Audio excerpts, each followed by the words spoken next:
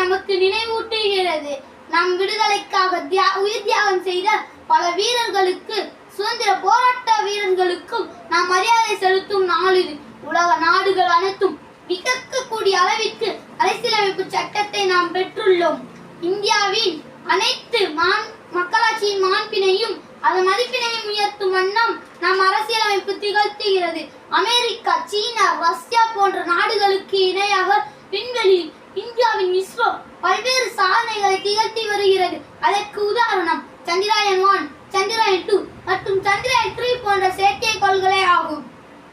கற்கே நன்றே பிச்சை புயினும் கற்கள் நன்றே. ஆம், பெற்ற சுதந்திரத்தை நாம் பேணி பாதுகாக்க மாணவர்களாகிய நம்முடைய பணி யாதெனில், கல்வியால் மட்டுமே வளர்ந்த சமுதாயத்தை வளரும் நாடாக இருந்த நம் இந்தியாவை வளர்ந்த நாடாக உருவாக்க முடியும்.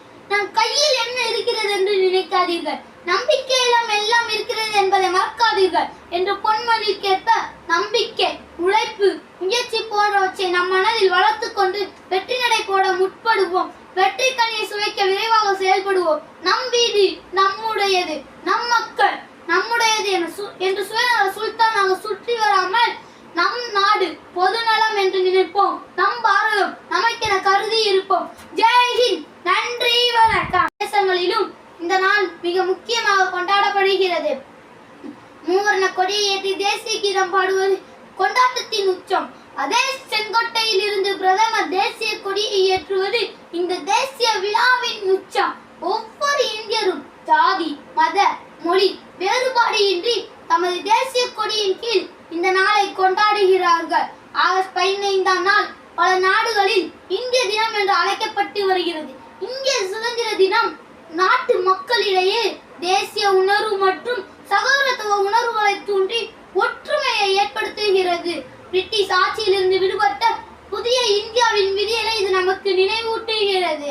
நம் விடுதலைக்காக உயிர் தியாகம் செய்த பல வீரர்களுக்கு, சுதந்திர போராட்ட வீரர்களுக்கும் நாம் மரியாதை செலுத்தும் நாள் இது. உலக நாடுகள் அனைத்தும் வியக்கக்கூடிய அளவிற்கு அரசியலமைப்பு சட்டத்தை நாம் பெற்றுள்ளோம். இந்தியாவின் அனைத்து மக்களாட்சியின் மாண்பினையும் அதன் மதிப்பினையும் உயர்த்தும் வண்ணம் நம் அரசியலமைப்பு திகழ்த்துகிறது.